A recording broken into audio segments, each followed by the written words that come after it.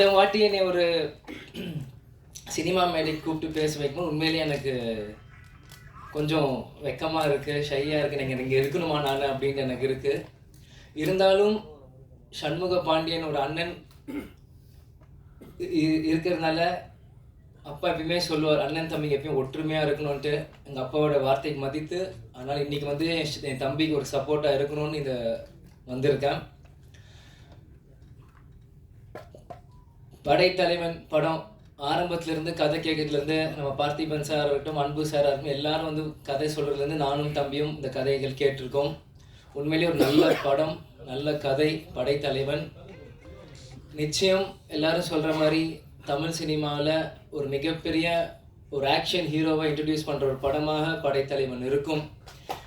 ஏன் இதை சொல்கிறேன்னா, யார் எப்படி சொல்லுவான்னு எனக்கு தெரியல. நான் எப்பயுமே சொல்லுவேன் எல்லா மேடையிலும், எங்கள் அப்பாவோட ஃபஸ்ட்டு ஃபேன் நான் தான். அப்படின்னா தான் கேப்டன் பிரபாகர் அப்போ இருக்கும், இந்த விஜய பிரபாகர் பிறந்தேன். அதனால் எப்பயுமே நான் ஃபஸ்ட்டு ரசிகர் அப்பாவுக்கு நான் தான் சொல்லுவேன். அதே மாதிரி ஷம்முக்கும் ஒரு ஃபஸ்ட்டு ரசிகராக நான் தான் சொல்லுவேன். ஏன்னா அவன் பண்ண சகாப்தமாக இருக்கட்டும், மதுரை வீரனாக இருக்கட்டும், இப்போ பண்ண படைத்தலைவனாக இருக்கட்டும், நெக்ஸ்ட் வர கொம்பு சீவியாக இருக்கட்டும், எத்தனையோ படங்கள் பண்ணாலுமே அந்த சகாப்தம் படம் பண்ணும்போது மலேசியாவில் ஒரு ஷூட்டிங் ஷூட் பண்ணும்போது 100 ஃபீட்லேருந்து ஆக்ஷன் நாங்கள் கேப்டன் வந்து இல்லை டூப்லாம் போடலாமா என்னன்னு கேட்டுட்டு இருக்காரு. இவன் ஜம்ப் பண்ணிட்டான் மேலேருந்து. எந்த பயமும் இல்லாமல் ஒரு 19 வயசு பையனாக இருக்கும்போது எந்த ஒரு விஷயமும் இல்லாமல் அங்கேருந்து ஜம்ப் பண்ணிட்டாப்புல. ஸோ அப்பாவுக்கே வந்து பயம் வந்துருச்சு.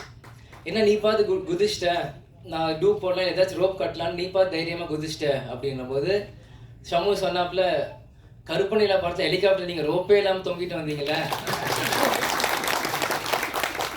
அது எங்களுக்காக பண்ணும்போது உங்கள் மகன் நான் வரும்போது உங்களுக்காக நான் 100 மாடியிலும் குதிக்கிறது எனக்கு என்ன, எனக்கு எந்த அச்சமும் இல்லை, உங்களுக்குள்ள அதே ரத்தம் தான் எனக்குள்ளேயும் ஓடிட்டு இருக்கு அப்படின்னு ஷம்மு சொல்லும்போது உண்மையிலே அந்த இடத்துல நான் வியந்து பார்த்தேன். அதே மாதிரி சகாப்தம் ஒவ்வொரு ஷாட்டுமே தம்பி எப்படிலாம் ஃபைட் பண்ணியிருக்கான்ட்டு எனக்கு தெரியும்.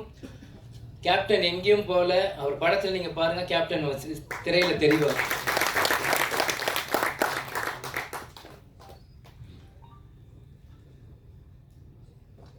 நம்ம மாமா சொன்ன மாதிரி ஃபஸ்ட்டு படம் சகாப்தம் கார்த்திக் ராஜா சார் இசையமைச்சிருக்காரு. இந்த படம் இசைஞானி இளையராஜா சார் இசையமைச்சிருக்காங்க. நெக்ஸ்ட்டு கொம்பு சிவி யுவன் சங்கர் ராஜா இசையமைச்சிருக்காங்க. கேப்டன் சொல்லுவார், ஃபஸ்ட்டு படம் எந்த மியூசிக் டைரக்டர் வேணால் எனக்கு ராஜா சார் ஃபேமிலியிலேருந்து தான் ஒருத்தர் இசையமைக்கணும் அப்படின்னு சொன்னால் தான் அன்றைக்கி கார்த்திக் ராஜா சார் இருந்தார். இன்றைக்கி இசைஞானி Ilaiyaraaja sir, next Yuvan Shankar Raja sir.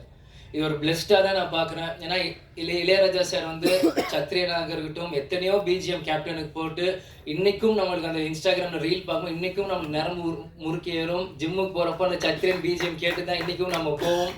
அந்த மாதிரி எவர்கிரீன் சாங்ஸ் கொடுத்துருக்காரு.